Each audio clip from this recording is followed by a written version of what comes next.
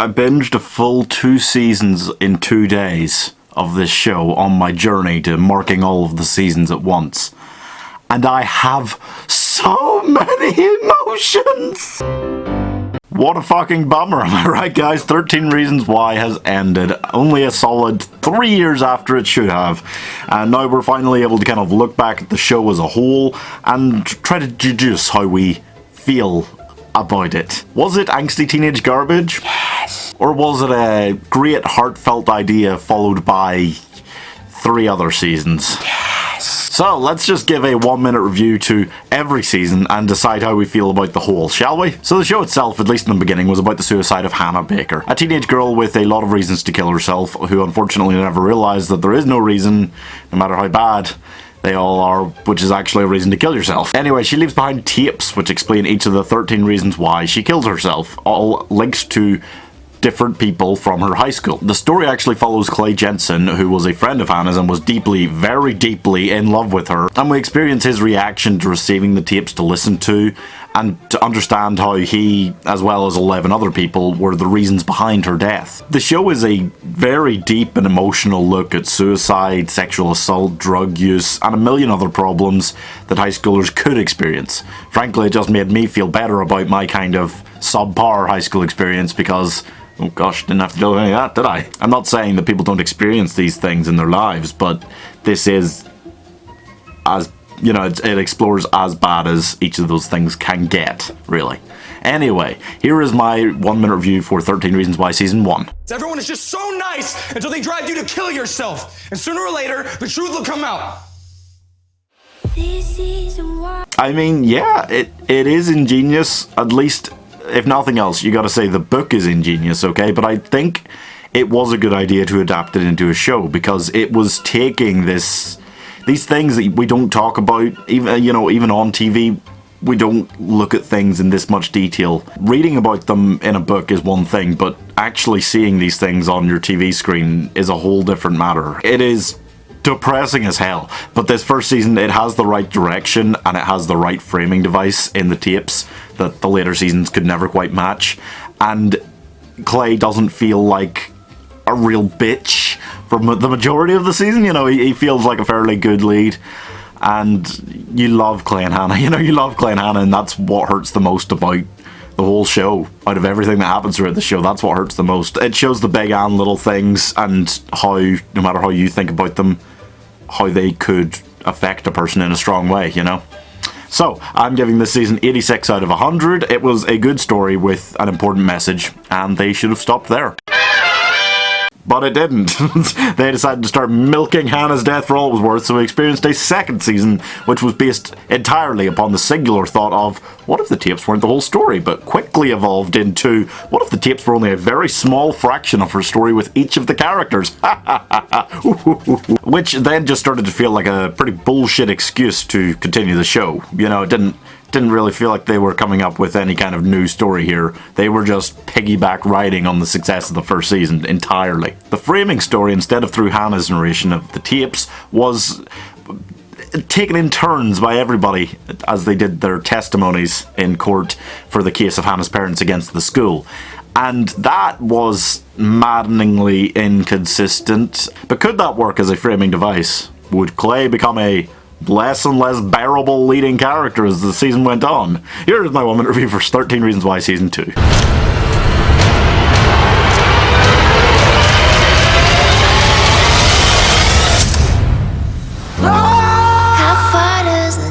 No, it didn't work as a framing device, not to the same degree at all. And yes, Clay did become less and less bearable as the season went on. It just kind of turned into this jealous, annoying guy who was really, really upset at everybody for having any contact with Hannah. Everyone hung up on Hannah and her death for a season was what the show was about, but doing it for a second season just began to be like beating it to death. It was very unnecessary in my mind.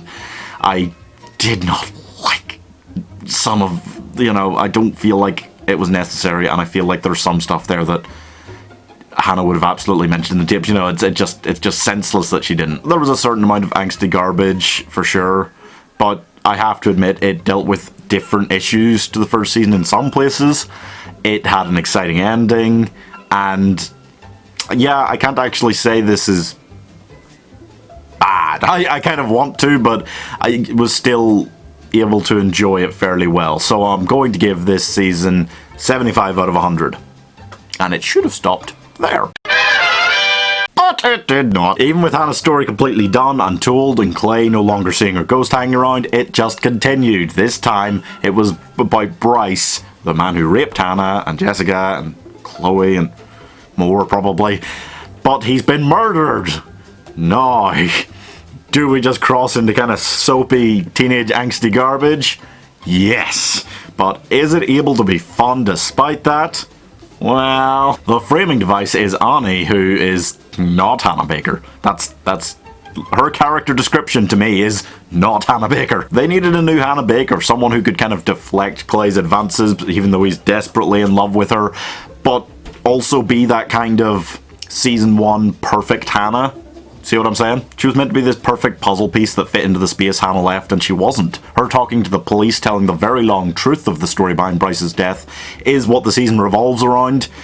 Here's the problem. We've got our main story running from just before they discover Bryce is missing until she starts narrating. Then we've got her narration, which kind of goes there, and then we've got, like, the flashbacks to before that from when they, like, met Annie. So it's telling all 3 stories at once, and it gets a little rubbishy confusing times, you know. Anyway, God, right. Here is my 1-minute review for 13 Reasons Why Season 3. This whole fucking world is better without him in it. What did you do? Better to me than Season 2, if only because there's that whodunit level of intrigue to this season that second season, it didn't have anything like that. It didn't have anything like that. Who did murder Bryce? You're kind of intrigued, even though it kind of goes too far into making you think each person it kind of focuses on per episode did it before kind of revealing they didn't. It goes a bit too far in my mind all the time, so it is just kind of clickbaity, you know, garbage every episode. Oh, looks like this person did it. Oh, no, they didn't. I preferred Annie as the narrator over Season 2's everybody narrating. I thought that was better. Still not as good as Hannah narrating, but it was fine. But I don't feel like they needed this season to humanize Bryce. They started, you know, kind of humanizing different people for crimes in the second season, and that was one thing, but they just made Bryce worse and worse and worse throughout both seasons. How they closed it out at the end of the season, I mean, I was fairly happy with what they did. I enjoyed the whole ending. It was fine to me. It wasn't, you know, spectacular, but it was fine. Anyway, I'm giving this season 77 out of 100. Just a little bit better than the second season overall, but I think it is. If only because it had that new story instead of piggybacking off of the Season 1 story again. But it still didn't match Season 1. And that should have been it! But it wasn't! The newly released final 4th season deals with ending the show. Oh, that's it? I mean, yes, essentially that's what it's about. They tried very hard, too hard in the end, to eke out a few stories through generally just really basic TV tropes, like a lockdown episode, like a camping trip. You know, these are very simplistic ideas for episodes in like sitcoms and stuff, and they just kind of nicked them and went, yes sir, that'll do, and put together just garbage. It basically turned into a psychological horror as Clay grew less and less mentally stable for 8 episodes, and then threw that out completely, and then the final 2 episodes, it was just finale. It was just ending the show. Anyway, with Clay finally breaking down, seeing more and more ghosts, being completely insane, and leaving his friends wondering what the fuck is going on with him, here is my 1-minute review for 13 Reasons Why Season 4.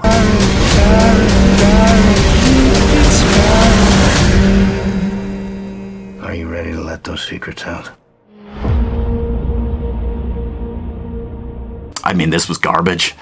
What causes me the most pain about this season is how clear it is that they were out of ideas. You could tell Clay was mental and was, you know, doing some of this stuff that he wasn't doing on screen, and he was losing time. You know why? Because it set itself up as a psychological horror, and that is the most basic twist in any psychological horror.